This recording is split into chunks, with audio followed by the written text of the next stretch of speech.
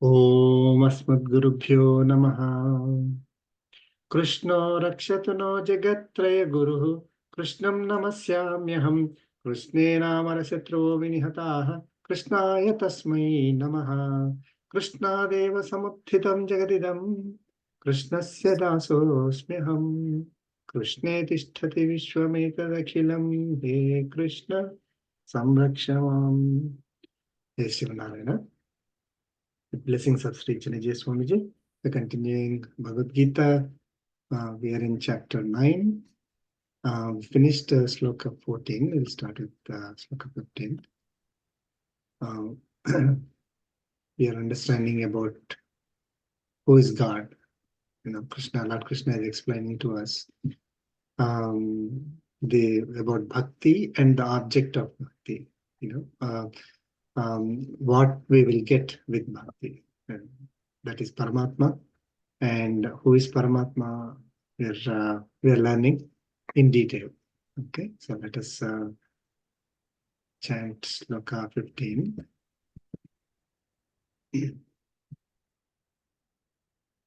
Please chant. Jnana yajnena chapyanye Jnananyena yajanto mamupasate yajanto mamupasate ekatvena prudhaktvena ekatvena prithaktvena bahudha vishvato mukham. bahudha vishvato mukham Chant together. jnanayena Jnanayajnena chapyanye chapyanye yajanto yajanto mamupasate mamupasate ekatvena prithaktvena bahudha vishvato mukham.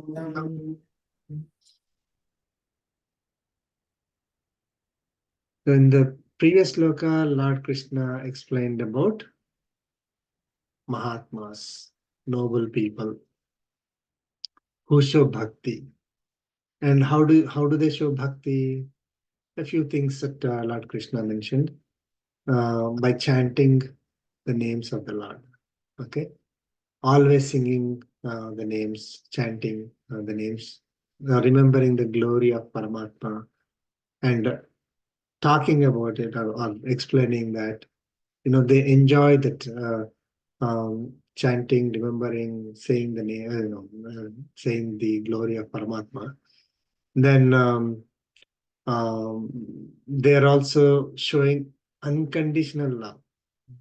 They're it's not like they're praying, they're doing all this, chanting of names of God, for example, expecting something from him.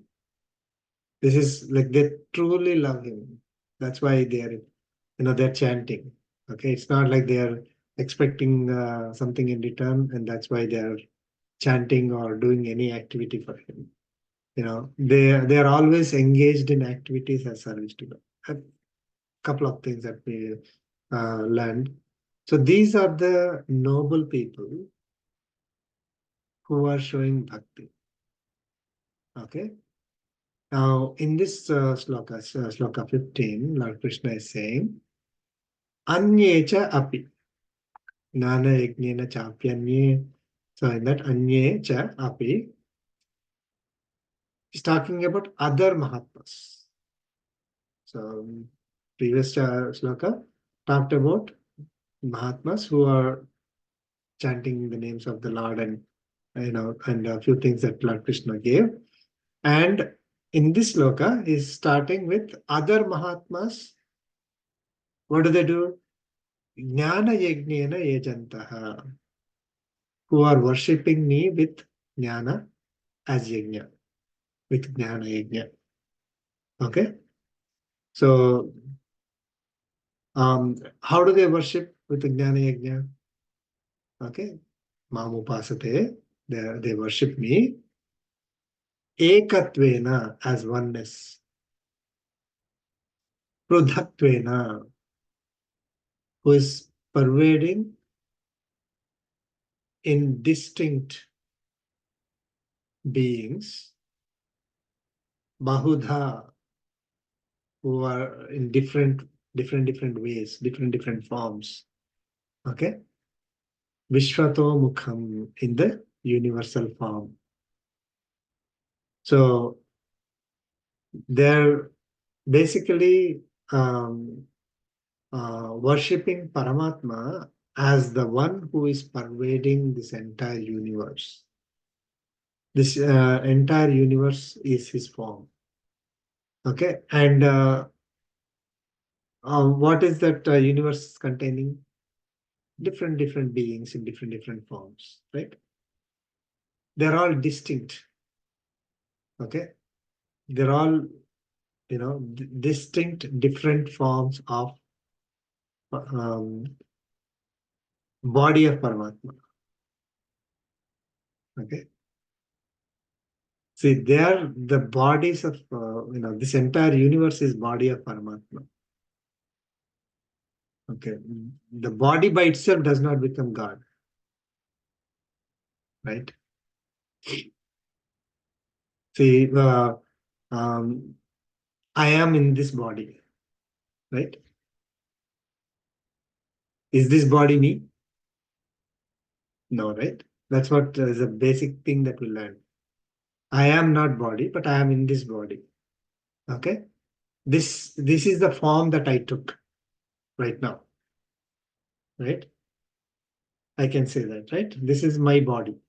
This is the form I am possessing. Okay, so these Mahatmas, these noble people, they are worshipping Paramatma as the one who is pervading all these beings, which are in different forms. Okay, very simple. So one is chanting the names of the Lord, uh, enjoying the glories of the Lord while chanting, and also explaining to other people. They're doing all the activities of, activities as activities of Paramatma, right? And there are others who are with Jnana Yajna. They're worshipping Paramatma as the one who is in all the beings in different forms.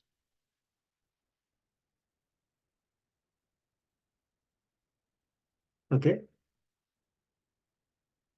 so we recognize Paramatma in all the beings, and we worship that Paramatma who is pervading all.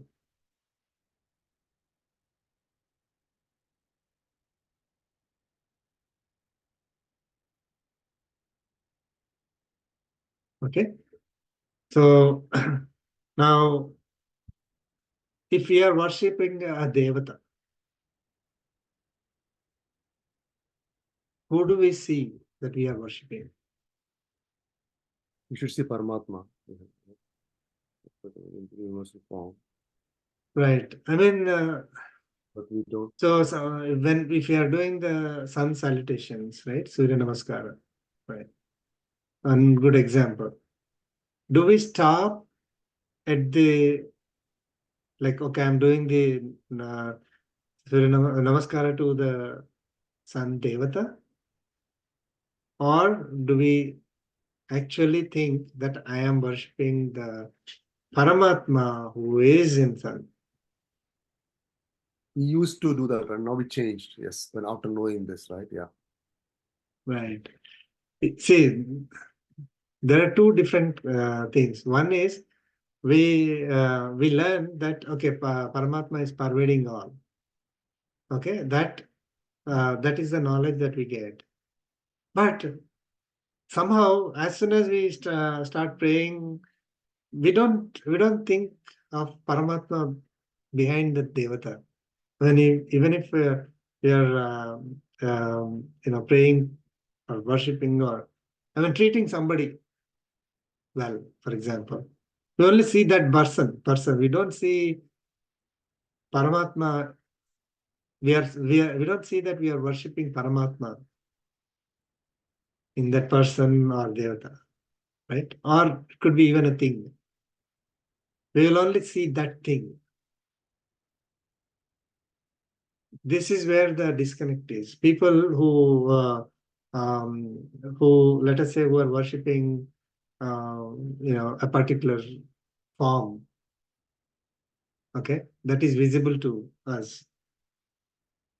They see only that form and then worshipping. But we need to say that I am worshipping Paramatma through this form, which is difficult. But as you said, once we go to that next level, Jnana Yajna, so those who are worshipping with the Jnana Yajna means they will have that knowledge that it is Paramatma who is pervading all these beings. So even when I'm worshipping these forms, different forms, okay, I'm actually worshipping Paramatma only, right?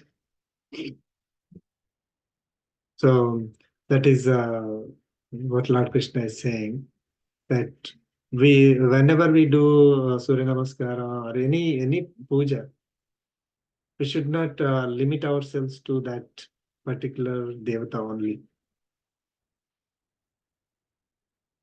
Okay, so these noble people actually recognize that oneness. Paramatma is that one, Ekam, right? One who is pervading all, and I am worshipping Paramatma in that form. The form could be different. Okay. Just quickly, and in this point, maybe, I don't know.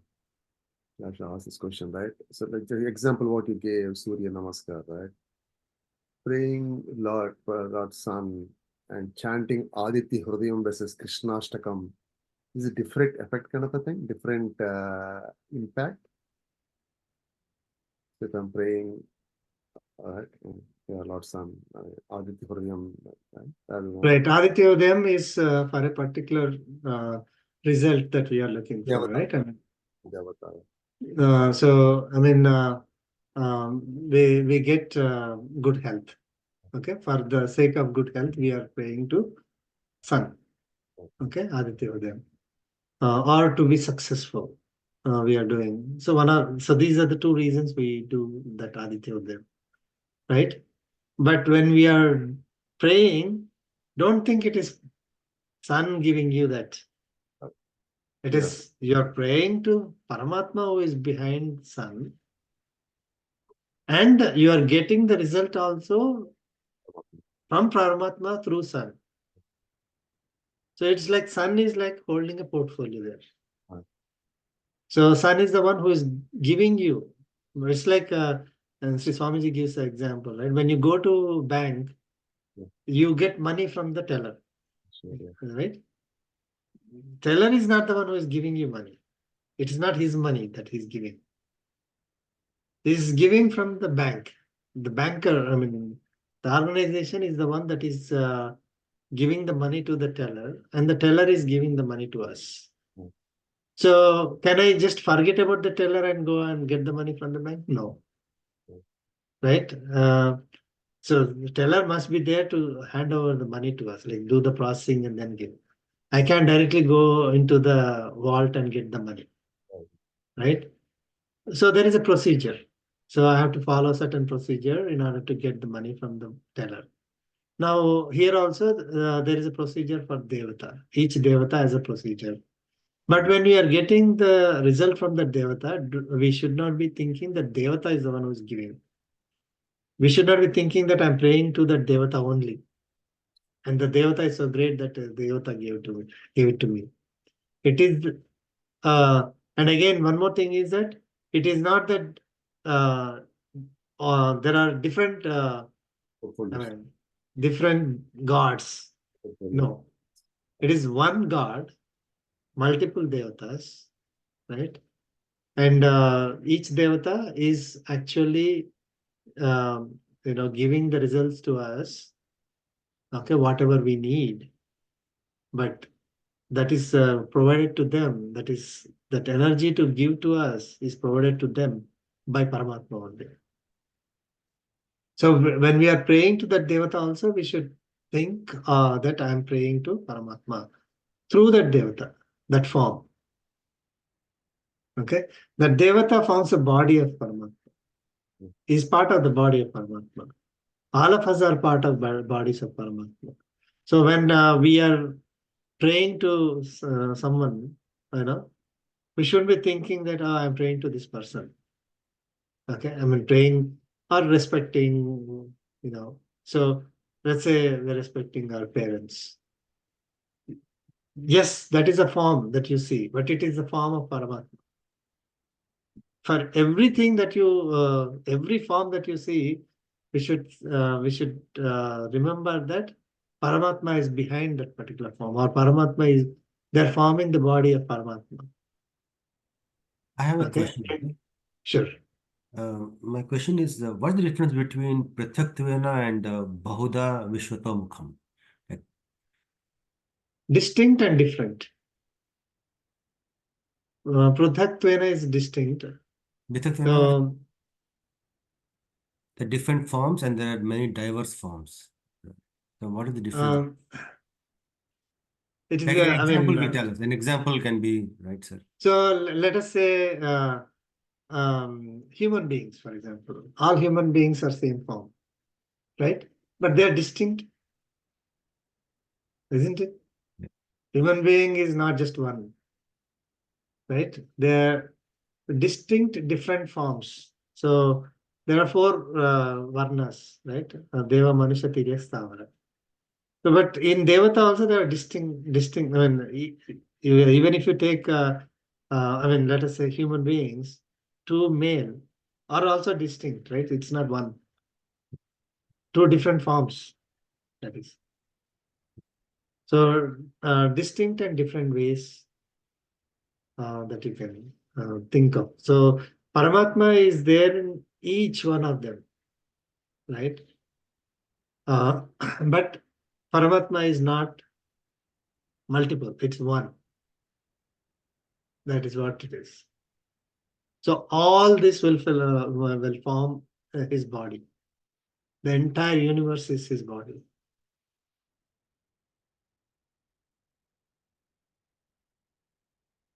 Okay. Okay, we'll go to sloka 16.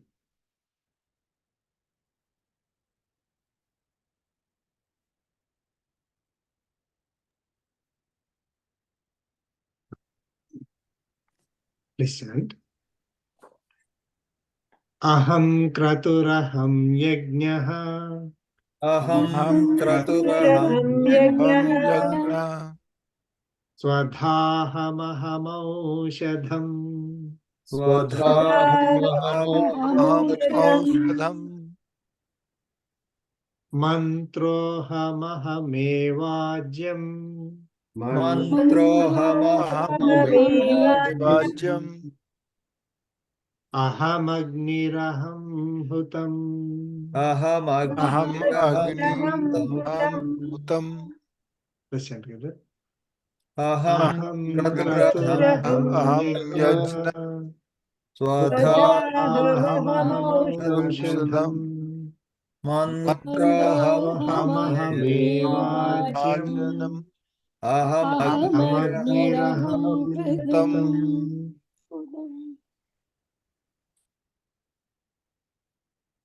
So Lord Krishna is now explaining who am I, God, right? So we'll learn now more about God. Okay. So we learned about God is a creator, supporter, is the one who is dissolving, right? Beginning of the kalpa, end of the kalpa, what happens? God is the one who is creating all these forms, but he's not responsible for all these forms. And we talked about the qualities, sattva, rajas, and tamas qualities, and so how do we attain God? all that, we'll learn so far, right? So now Lord Krishna is explaining who is God in more detail, right?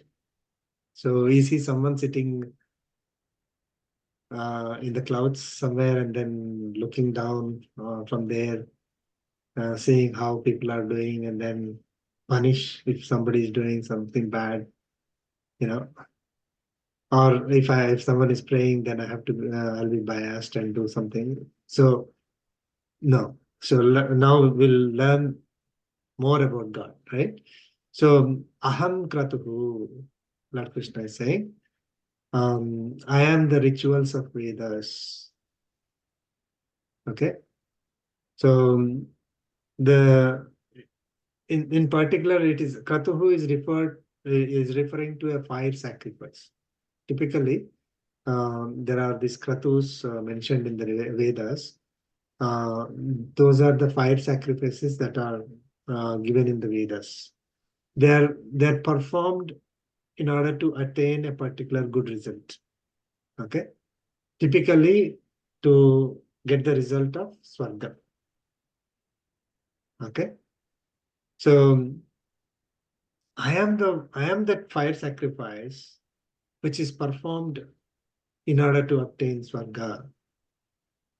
Okay, and he's saying aham yajna. I am the yajna, the 5 daily sacrifices, pancha mahayajnas. Okay, we'll learn about what are they. I think we covered previously or not, but we'll again review them. Aham swadha, I'm the food offered in the fire sacrifice. Swadha is the food that is offered in the fire sacrifice uh, to nourish the ancestors, as a nourishment for the ancestors. Okay, these are that's given in the Vedas, that this is the food that you offer for the for nourishing the ancestors. This is the procedure that you follow in order to get get swarga. Aham aushadam, I am the herbs and grains that are offered as sacrifice into the fire sacrifice. Aham mantraha, and the holy verses and the mantras that are chanted during that ritual, right? Aham ajyam. Uh, ajyam is that clarified butter, the ghee that they offer, when they are performing that ritual, the fire sacrifice. Aham agnihi. So they are offering this all this the food and the herbs and grains and the ghee into the fire. Okay, I am that fire. Okay, aham eva hutam is I am the homam. I am the act of the yajna itself. I am the act of oblating. Then we'll again get, we I think we already learned all the instruments. I am the one who is the instrument. I am the one who is actually doing the yajna, right? That we already learned. So Paramatma is pervading all. Okay. Now he's again explaining to us, he's refreshing our memory in a slightly different way, that let us say I'm performing this yajna in order to attain, swarga, heaven. Okay. So rituals are given in the Vedas. This is what you need to do in order to um, attain the swarga.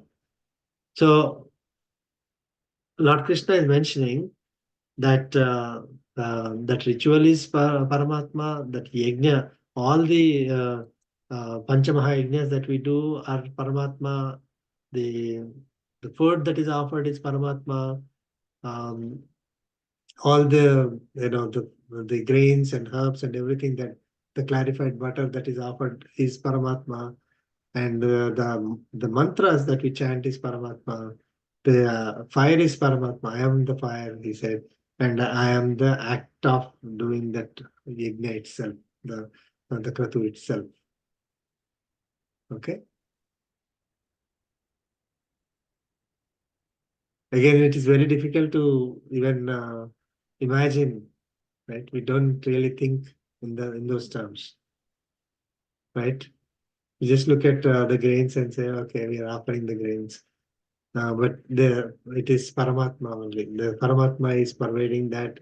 We are offering, the grains are supported by Paramatma, right? So we are offering into that sacrifice, fire sacrifice. That Agni is Paramatma, the Agni is supported by Paramatma. So there is no place where Paramatma is not pervading this entire universe, right? So whatever we see, we could start thinking of Paramatma now. Whatever thing that we see, whatever action that we do. Okay. So, but what happens is when we are doing these activities, we limit ourselves to the devatas, and we do not go all the way to the Paramatma behind all these instruments and the material that we are using for the yajna. And we think that we are offering those things to the devatas, okay, in order to attain the whatever is the result, which is Svarga. Lord Krishna explained what happens to such, what happens when we do like that. Obviously, and you can guess that we would not attain Paramatma, right? We would only attain whatever is the result that we are expecting. And I mean, again, there's no guarantee, but even if we get that result, the result will not be attaining the state of Paramatma. It is only the attaining of Svarga only. Heaven or Svarga is not permanent. Okay, we will again, Lord Krishna explains that in next slokas. So, but he is the one who is behind all these. Okay, Lord Krishna is explaining to us. Panchamahayagnas are the ones that we do daily. Okay, what is yajna? Anything we do is offered to the God. Perfect. Very good. Yes. Any duty that we do as service to God, it becomes yajna. Right? That is the definition. So there are 5 different duties that we have. Okay, that we do as service to God. Okay, one is Brahma Yajna or Rishi Yajna, is worship of Paramatma. Okay, so Rishi Yajna is worship of sages or rishis. Okay, how do we do that? Is by studying the scriptures and teaching others. Okay, so right now we are doing the Rishi Yajna. Okay, we are worshipping Paramatma through the study of Bhagavad Gita. Okay, and either we are studying for our own self or we are teaching to somebody. Both are equivalent. So that is, we are doing the Rishi Yajna. Okay, we are worshipping our rishis. Deva Yajna. Deva Yajna is worship of Devatas. Who are Devatas? The sun, Agni, and all of them. Yeah. What do we see? Form of Paramatma. Yeah, all are forms of Paramatma. Devata is natural forces. We can see it that way, right? Sun Devata, Vayu Devata, Agni Devata, and Varuna Devata. So these are all natural forces. Okay, so worship of the natural forces is another yajna that we can do. Okay, and how do we do it? Um, we can recognize them first, right? We don't recognize. First of all, we need to recognize, why we take for granted and pollute everything, right? Or, air, water, everything. So we recognize them, and we um, we can do, homas, all these activities that are listed in our scriptures in order to worship those devatas, right? So chanting Aditya Hridayam is, for example, Deva Yajna. Okay, you're worshipping Devata through that activity. Okay, um, and then when we get results, offering the results to the Devatas is also Deva Yajna. It's when we get any result, we think, oh, it's my activity that I got the result, right? But who actually supported me on the ground? I'm not talking about who is supporting the whole universe, right? But so it is these natural forces are the ones that are supporting me. If air is not flowing, I cannot survive. Water is not there, I cannot survive. Sun decides not to rise, I cannot survive. I mean, all these natural forces are the ones that are directly supporting us. Of course, they are supported by Paramatma, right? So, but we recognize the devatas who are supporting us, and when we get the results, we are offering those results to those devatas. Again, I think our acharyas are so great that sun salutations, right? They are worshipping the devata every day. If you are doing that, we are recognizing and offering our results. It's not like we are giving up our results to them, but we are in our mind, in our heart, we know that those results we cannot get unless those devatas are supporting us, right? Yeah. So we offer the results to the whatever is the activity that is given in the scriptures. Okay, uh, recognizing them. Okay. శ్లోకాలండి దేవాన్ భావయత నేన తే దేవ భావయంతు పరస్పరం. Right. Yes. Mm. Perfectly said. Yes. So we have to recognize devatas. Devatas are the ones who are supporting us. And when we get the results, we offer the results to them. And we take care of them. We don't, pollute air and water and all that stuff, right? So, so that is Deva Yajna. Then Pitri Yajna, worship of ancestors or forefathers. So how do we do that? Is by offering um, the Pinda Pradhana, right? The offering food and water, um, based on our scriptures, right? Let's say yearly, for example, or on certain days that we need to do that. So we do that practice. Okay, we are offering the food and water to our ancestors. We are also following the whatever culture that they have given to us. Okay, we are practicing that. That is also Pitri Yajna only. Recognizing them through whatever we learn from them, we are passing it on to the future generations. Then Bhuta Yajna is worship of all beings. Bhuta Yajna is offering food and to birds and animals, taking care of them. Okay, and Manushya Yajna is worshipping of fellow human beings.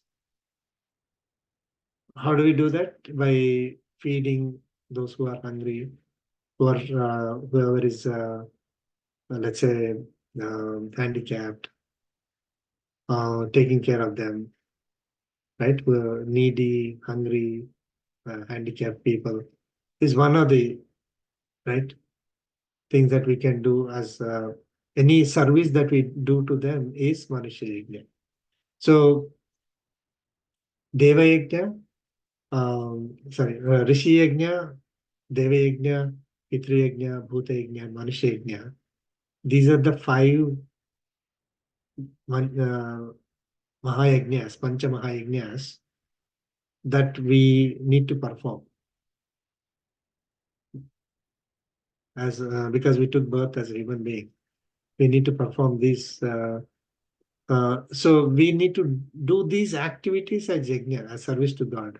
We can't say, for example, Manushya, taking care of other human beings, by either doing volunteering or donating, that expecting something in return. If we are doing that, we are not doing the yajna. Okay, we are, if we do it as service to God, then it becomes Manushya Yajna. Okay, so taking care of other human beings, taking care of all the other like plants, animals, birds. That is Bhuta Yajna, worshipping the ancestors and taking care of the future generations.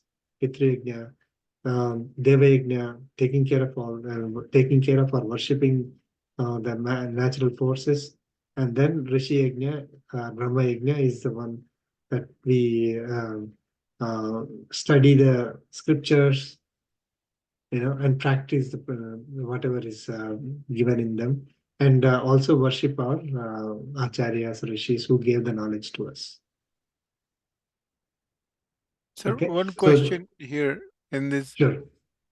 and I don't know, means if I remember it correctly, but is there a sect of Hinduism that prescribes that, you should not be worshipping devatas, stone images? I know that in the 200, 300 years ago, there were some movements and all that, and I'm sure that's very different than what it was before.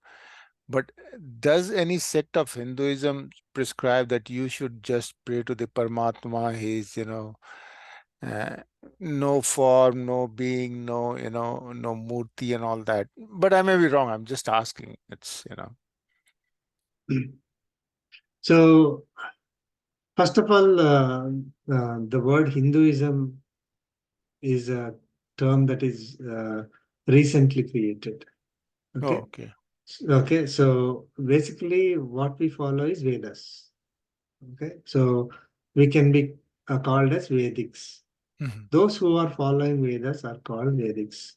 Okay. Okay, so now somebody can simply think of whatever they comes to them, and then say that this is what we need to follow. Okay, Mm. if it is not according to Vedas, they're simply um, they're Gnostic people. Even if they're saying that you're praying to God. I mean, this is a very good question and digression, but a very good question. That if I'm saying that pray to God, and I say something that is totally against what is there in the Vedas, Mhm. then I'm still Gnostic person. So The one basically, who in does the not believe Vedas, in. there's nothing against, worshiping gods. So That's yeah, the I mean, okay. Got it. Yeah. the summary of Vedas is the Mhm. summary of Upanishads is Bhagavad Gita. Now, did we say somewhere that in Bhagavad Gita that you should No. not pray to a particular deity, a form? I mean, here Lord Krishna is going to a next level, saying that, any form you worship, you are worshipping me only. Okay. There is no restriction. But don't think that you are worshipping that form and No, limit that yourself, understood that part. Yeah. right? So again, our scriptures are very clear. There are 5 forms of Paramatma. In that the one of the forms that is easily accessible to us is the deity form. Okay, the deity that we can make ourselves with stone, metal, or wood, or anything that we can make, or even sand, whatever we want to make. We can make that form and worship. Got it. It is there in our scriptures, and he is antaryami. He is there everywhere, and because it is not possible for us to focus, right? If you look into the air and then try to you say that, oh, you have to focus on God, it is difficult. Then you'll think of all the things that are happening all around us, right? So, but there is a form right in front of us. It is very it's easy for us to focus, and also we can do some service, right? When we are doing some service to that particular deity form, then we are actually getting involved. Our focus increases, our devotion, bhakti increases. Okay, if simply looking into the air, then we say our bhakti should increase. It is not possible for everybody. It is possible for some people. For those people, a deity form is not necessary. Okay, people who are meditating in Himalayas, for example, they don't have big temples right next to them and all that. They can meditate, not a problem. But normal people may need a deity, and Paramatma doesn't say, or Vedas don't say that you should not pray to Paramatma in deity form. So if somebody comes and says, "Oh, you should not do this, you should not do that, you should do this," and that is against the Vedas, then we call that person as Nastik. Don't believe in Vedas. Got it. So basically, the general belief is those who don't believe is are called Nastikas. But the correct way to think is those who don't believe in Vedas is Nastik. Okay. Ah, that's what our Acharya has. Right. Thanks. And Bhagavad Gita, and that's why the greatness of Bhagavad Gita is like we don't have to study all the Vedas, 1132 or something sections of, there are 1130 parts in Vedas, 4 Vedas. And out of that, we only have something like 10 or 20 parts right now, 11 parts. Rest are last. And to study one part, it takes one lifetime. So now we don't have to study the whole. I mean, imagine if I have to study the whole Vedas and understand, then it takes many lifetimes to even study. But Bhagavad Gita, Lord Krishna gave that entire message in just a few slokas, repeatedly, not just once, so that our doubts get cleared.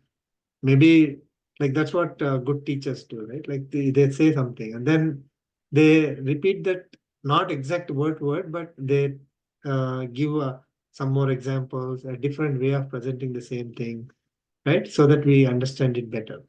That's what Lord Krishna has done in this Bhagavad Gita. Of course, less than 700 slokas. Lord Krishna spoke in the Bhagavad Gita. Bhagavad Gita, total number of slokas is only 700. You can read it in like 3 hours, 2.5 hours to 3 hours. So if you really understand the entire Bhagavad Gita, then we can call ourselves and understand and practice whatever is given in Bhagavad Gita. We can call ourselves as Astik. And we can call ourselves as Vedics, even though we haven't studied Vedas ourselves, right? I also thought we are Sanatanis, Sanatan also. Sanatana Dharma. Yes. Sanatan It Dharma. is Yeah, coming yes. from eternal. This is eternal knowledge. It's not written by somebody. Right. Again, same thing, right? It's not somebody did not just imagine and then start writing and so it is eternal knowledge that is present in the Vedas. That is a Sanatan Dharma. Okay. Got it. Thanks. So Lord Krishna is the one, I mean, Paramatma is the one who is all that, all the material and the activity uh, that is involved in that, the fire sacrifice that we are doing and the Panchamaha yajnas that we are doing. Okay. Okay. So now Lord Krishna will continue. We'll look at the next sloka, 17.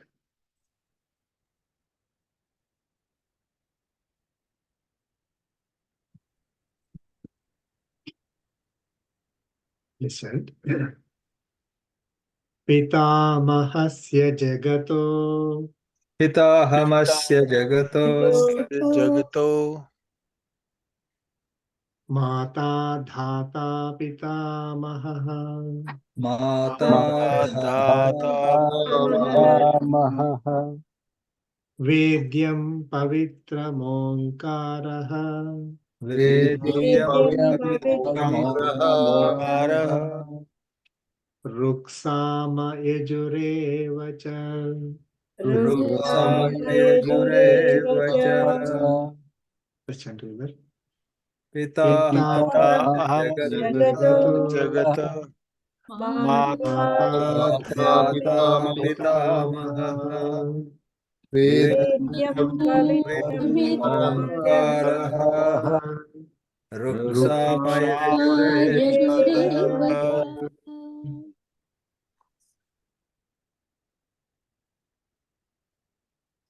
Lord Krishna is saying, Aham asya jagatah pita. Aham, I, asya jagatah pita. Pita is father. Okay. Father of this asya jagatah, this universe. Okay. And he's saying, Aham, Mata, I'm the mother of this universe. Dhata, I am the creator of this universe. Pitamaha, I'm the grandfather of this universe that is containing all movable and immovable beings. Okay, so I'm the father and the mother. I'm the creator.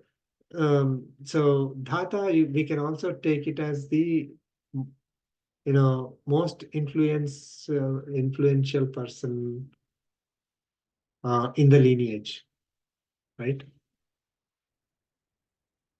So every lineage um, will have a certain person that we can think of, that who has influenced that lineage a lot, who has taken care of the previous generations and future generations as well with their activities, right? So most influential, we can take it that way. And then grandfather, the one who has brought up the parents. Okay, so I am father, mother, grandfather, and whoever you think of in your lineage is the most influential, most prominent. I am that person as well. Okay.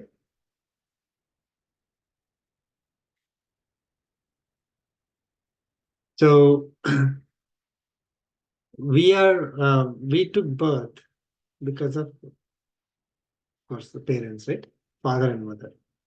So um, he is the one who is behind, who is supporting our parents. Okay, so he's our father, he's our mother. Father and mother are also like they're supported. They took birth, from their father and mother, right? So the grandfather comes in. Okay, and basically, what Lord Krishna is saying here is that he is the creator. Okay, who created us, and he's the one who is supporting our father and mother to create, to give birth to us. And by mentioning about the grandfather and the most prominent in the lineage, Lord Krishna is saying that he is the one who is giving that knowledge of parenting to uh, to the father and mother, right? I mean, it's very like, say, these animals, right? Animals give birth.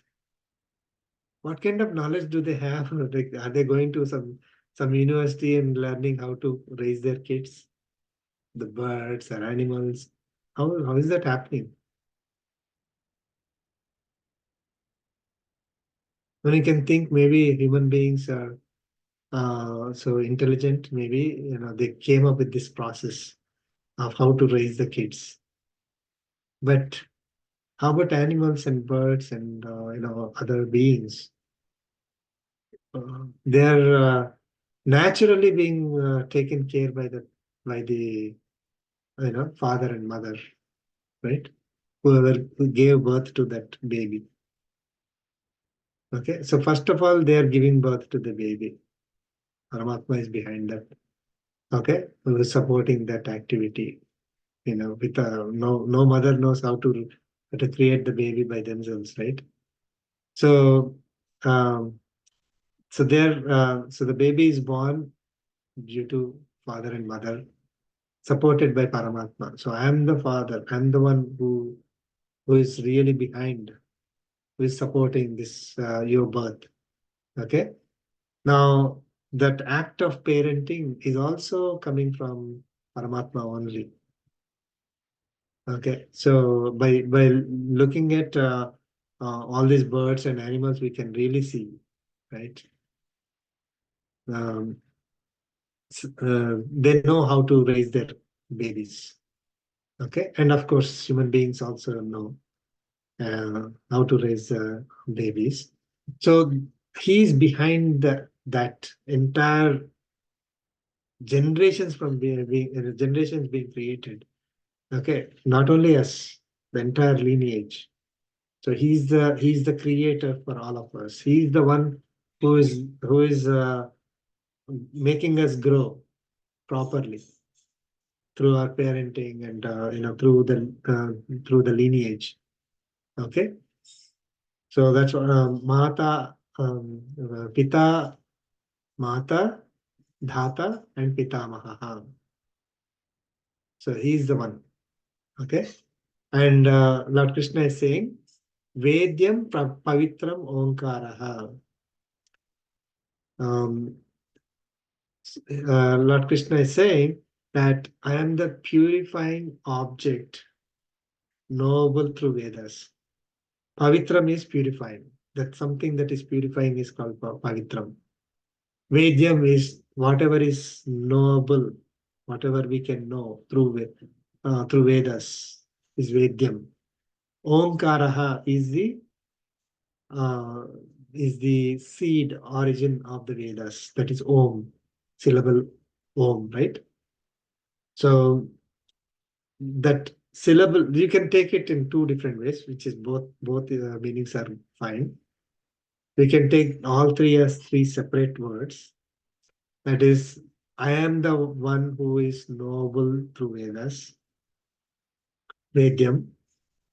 I am Pavitram. I am the one who is purifying all our sins. Lord Krishna is saying. And Omkaraha is the I am syllable Om as 3 separate words. We can also take it as Omkaraha, that the syllable Om, which is the one knowable through Vedas and which is purifying us, right? So Paramatma is the syllable Om, who is purifying us. And Lord Krishna said, Ruk Sama Yejuhu Eva. So he's saying, I am the Ruk Veda, Sama Veda, Yajur Veda. The three parts of the Vedas. I am the Vedas, he's saying. So I am the one knowable through Vedas.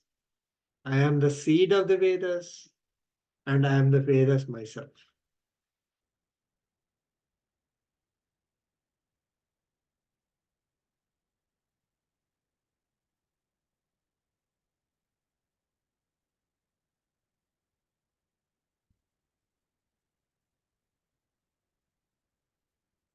Okay, it's almost 9:30. Just quickly, the next sloka, I will just say the meaning. So Lord Krishna said, I am the goal, I am the supporter, I am the master, I am the witness of everything. I am the place of living, I am the protector, I am the well-wisher, I am the place of origin, I am the place of dissolution, and um, I am the objects that are born and disappear. I am the imperishable reason for this entire universe, or imperishable seed for this entire universe. So we'll go into more details in our next session. But so Lord Krishna is explaining very clearly who is God. I mean, we only think God is either there somewhere, right? Or Antaryami, but we don't go into more, we don't really think more about it. If you know, even that, a lot of people may not be able to even remember that. Or, we go to temple and see, okay, there's this is a form of God.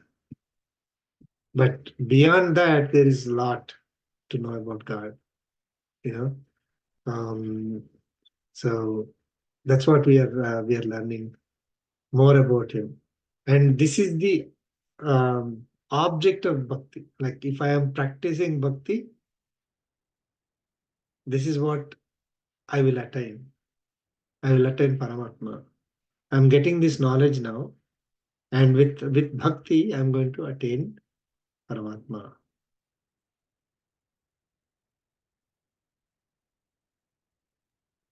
Thank you, Anand. Thank you very much. Okay.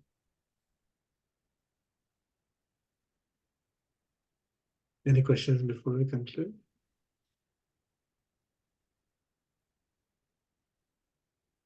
No, we'll conclude with the concluding prayer.